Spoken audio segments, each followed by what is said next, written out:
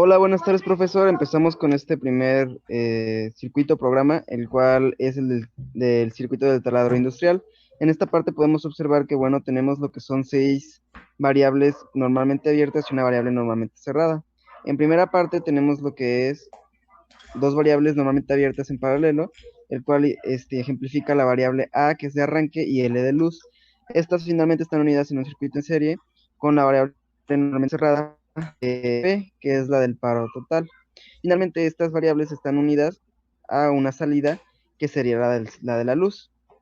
De ahí tenemos en la parte de abajo lo que sería la segunda lectura del PLC, lo que serían las variables normalmente abiertas de S, que es del sensor, PB1 y PB2, que son los botones de seguridad 1 y 2, y finalmente el de luz. Estos están conectados a la salida del motor, el cual nos va a mostrar que está encendido. Como usted nos mencionó en su video, es muy recomendable solamente maniobrar lo que son las variables de entrada y no tocar las variables de salida, que son la de luz y la del motor. En primera parte, bueno, podemos observar que si presionamos lo que es el primer botón, que sería el de arranque, A, va a encender la luz, que está mostrando que el cilindro industrial, todo el sistema ya está encendido. Ahora bien, para que el motor empiece a funcionar, tenemos que colocar la pieza en nuestro taladro industrial, y con esto, al poner nosotros la pieza, el sensor va a prender.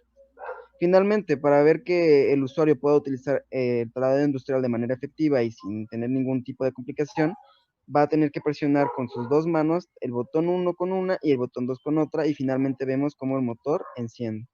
Ahora bien, el botón de P, que vemos que es el paro total, está apagado, y como es una variable normalmente cerrada, en el momento en que entre un 1, esta va a mandar un 0 y va a apagar todo el sistema, como menciona aquí. Buenas tardes, profesor. Bueno, para este caso tenemos lo que sería un motor de encendido con normalmente abierto en el paro, perdón, normalmente cerrado en el paro. En esta parte podemos observar, a diferencia del programa que usted nos enseñó en su video, que no estamos utilizando lo que son dos sensores de luz, solamente lo estamos haciendo de manera directa. Podemos ver que tenemos dos variables normalmente abiertas, que sería la del botón Start y la del motor, junto con bueno, estos están en paralelo y finalmente se ponen en serie con una variable normalmente cerrada, que es lo que nos pide, que es la de stop, y estas nos dan una variable de salida en el motor.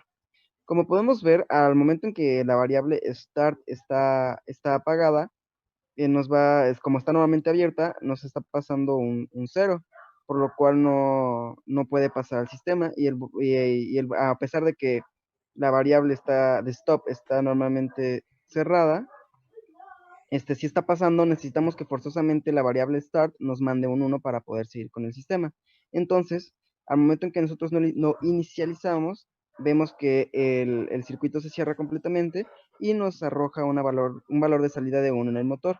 Ahora bien, aunque nosotros volvamos a apagar el botón de start, el circuito se va a quedar encendido. Y finalmente, para volver a detener todo el sistema, como usted nos mostró, tenemos que darle un valor de entrada de 1 al stop para que apague todo el sistema y se reinicie nuevamente. Bueno, en este caso tenemos la trituradora y tenemos un total de 1, 2, 3, 4. Tenemos 9 variables abiertas, tenemos otras 3 que normalmente están cerradas, enumeradas de la siguiente manera. Primero tenemos nuestra M, que se puede decir que es con lo que interactúa el operador, y al momento de permanecer en 1, pues permanece en 1 todo el tiempo hasta que se apaga o sucede alguno de los casos que se explicarán posteriormente.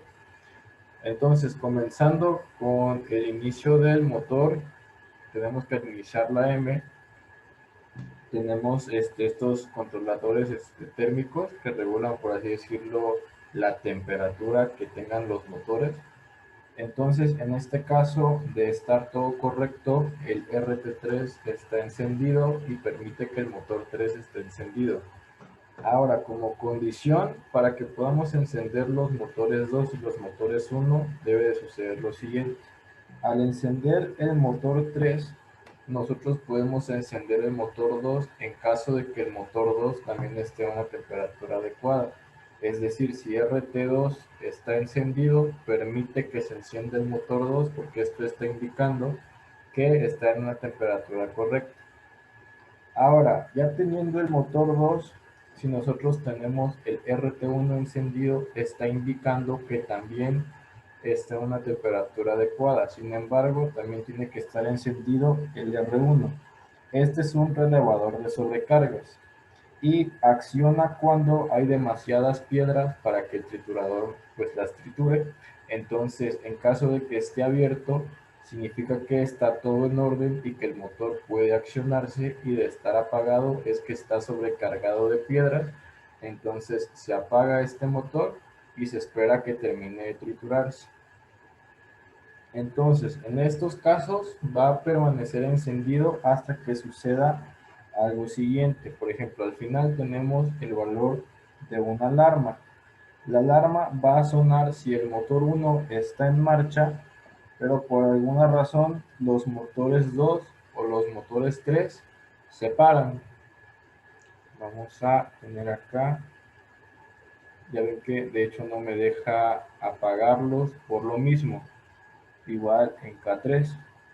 Esas son las condiciones en este caso. La alarma va a sonar cuando el motor 1 esté accionado y se pare el motor 2 o el motor 3, o si el motor 2 está accionado y se para el motor 3.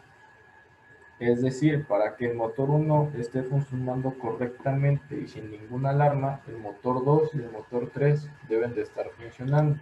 De la misma manera que para que funcione el motor 2 sin apagarse y sin sonar la alarma, debe de estar accionado el motor 3. En caso contrario, va a regresar a un cero al PLC.